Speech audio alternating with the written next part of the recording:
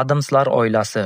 Ha, o'sha Wednesday serialidagi g'alati oila haqidagi multfilm. Addamslar oilasi aslida 1964-yilda oq-qora ranglar bilan ilk bor tasvirlangan. Hozir esa to'liq metrajli rang-barang multfilmga ham ega. Bu multfilmda asosiy qo'rquv maxluqlar, zombi yoki arvohlardan emas. Asosiy qo'rqinchli shaxslar bu Addamslarning o'zlari. Ularning qiziqishlari ko'proq qonli va jirkanch ishlarga qaratilgan bo'lib, bu orqali multfilmda juda ko'p dahshatli ishlarni amalga oshirishadi. Maxluqlar ta'tilda.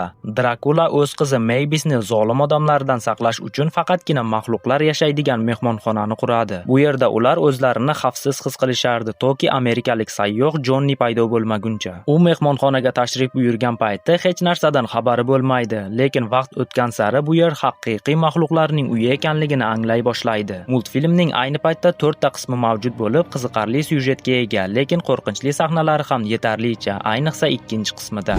O'lik kelin. Multfilm voqealari Buyuk Britaniyada viktorianlar oilasida bo'lib o'tib, yosh Viktor va Viktoriya hatto bir marta ham uchrashishmasdan turmush qurishga qaror qilishadi. Lekin to'yi kuni uchrashishganda ular bir-biriga to'g'ri kelmasliklarini tushunadi. Ba'zan paytida Viktor so'zlarini yo'qotib qo'yadi va tinchlanish uchun yaqin atrofdagi o'rmonga chiqib ketadi. U yerda Viktor qanday qilib qizning qo'liga uzuk taqishni daraxt shoxiga taqib repetitsiya qilib ko'radi. Lekin aslida bu shox o'lik kelinga tegishli edi va u qabridan chiqib kelib, Viktorni o'liklar dunyosiga olib ketadi.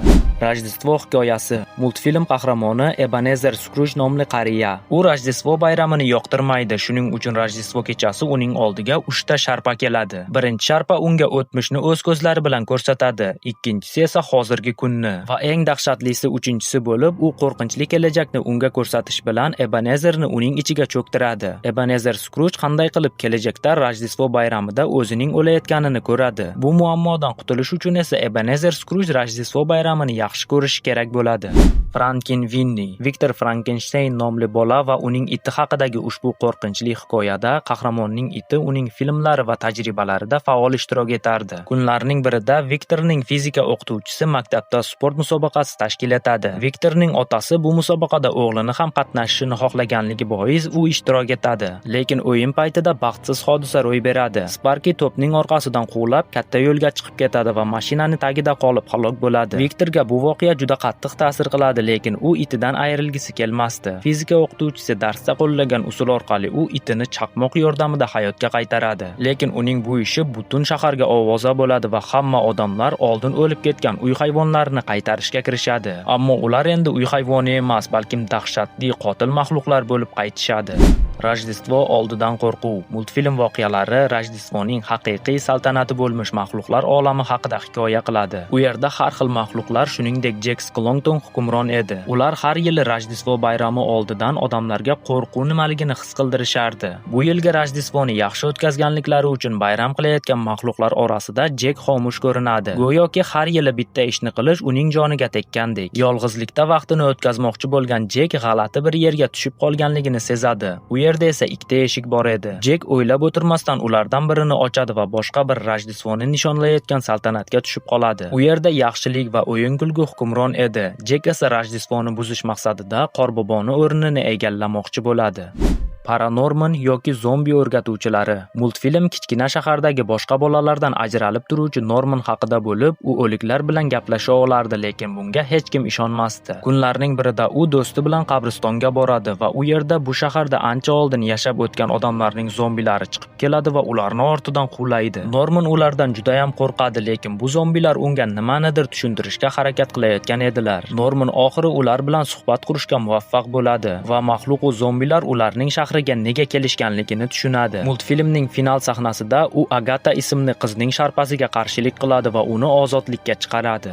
9. Ushbu multfilmning nomi 9 bo'lganligi uchun 2009-yil 9-sentyabr kuni premyera qilingan. Odatiy dunyoda odamlar har xil yangi qurilmalar ixtiro qilishadi, lekin ushbu ixtirolarning biri bo'lmish robotlar boshqaruvni o'z qo'liga oladi va butun insoniyatni qirib tashlaydi. Eng oxirida qolgan professor esa kichkina qo'g'irchoqni yasaydi va unga 9 nomini beradi. Odamlarsiz qolgan dunyoni qutqarish uchun zarracha bo'lsa ham imkoniyat bo'lishi uchun. 9 uyg'ongach apokalips davrida ekanligini tushunadi va o'z do'stlarini topadi. Dahshatli robotlarning hujumiga qaramay, ular birgalikda dunyoni ulardan tozalash uchun maxluqlarning uyasiga borishadi. Ushbu kartinka mashhur horror sevar rejissyor Tim Burtonga tegishli.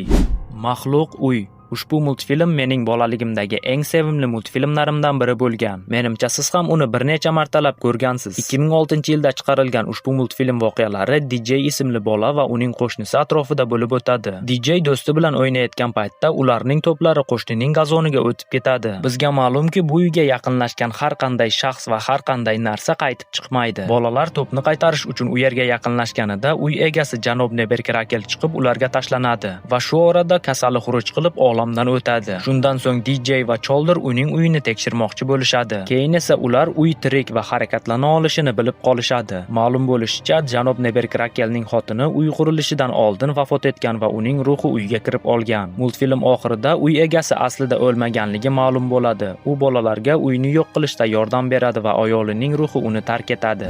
Karolin dahshatli saltanatda. Ushbu multfilm voqealari yovuz bo'lgan dahshatli Beldam ismli maxluqning qo'g'irchoqni tikishi bilan boshlanadi. U ishni bitirgach, uni osmonga uchirib yuboradi. Keyin esa voqealar Karolin ismli qiz va uning ota-onasi yangi uyga ko'chib kelishi bilan boshlanadi. Lekin ko'rinishidan ulkan va hashamatli-dek ko'ringan bu uyda nimadir bor edi. Ma'lum bo'lishicha, bu qishloqda ancha oldin 3 nafar bolalar nom-nishonsiz yo'qolgan va hammasiga ushbu uy sababchi, lekin buni hozircha hech kim bilmaydi. Uyni tekshirish paytida Karolin kichkina eshikka ko'zi tushadi, lekin uning ortida hech narsa yo'q edi. Kech kirganda esa uyda sichqonlar paydo bo'ladi va Karolinni o'sha eshik tomon olib borishadi. Lekin bu safar eshikni ochganida u yerda tunnel paydo bo'ladi. Bundan hayratlangan qizaloq u yerga kiradi va narigi tomondan chiqqanida yana o'z uyida paydo bo'ladi. Hammasi o'sha, lekin bitta muammo bor. Bu yerdagi ota-onasining ko'zlarida tugmalar tikilgandi. Karolin boshida bunga ko'nika olmaydi, lekin keyinchalik ularning oldiga har kecha keladigan bo'ladi. Soxta ota-onasi unga hamma narsani muhayyo qilishadi, hatto uning rasmi tasvirlangan bog'ni ham. Karolindan esa ular bilan butun umr qolishi uchun ko'zlarini ular kabi tugmalarga o'zgartirishini so'rashadi. Lekin Karolin bundan qo'rqib ketadi va ularga o'ylab ko'rishini aytib, bu yerni tark etmoqchi bo'ladi. Ma'lum bo'lishicha, Beldam ushbu tugmalar orqali boshqalarning hayotini o'ziniki qilib oladi va ularning ruhlarini abadiy shu yerda qoldiradi. Yo'qolgan 3 nafar bolalarning ham ruhlari hali ham shu yerda ekanligini ko'rgan Karolin ularni ozod qilish uchun Beldam bilan kurashadi. Lekin uni yenga olmaydi va eshikning kalitini chuqurga tashlash orqali uni o'z dunyosiga qamaydi. Ushbu yuqorida sanab o'tilgan 10 ta multfilmdan nechtasini ko'rgansiz va qaysi biri sizda qo'rquv hissini uyg'ota olgan? Javobingizni albatta kommentariyada yozib qoldiring. Video yoqqan bo'lsa albatta like bosib, kanalga ham obuna bo'lib qo'ying. Keyingi videolarda ko'rishguncha sog' bo'ling, salomat bo'ling. Xayr.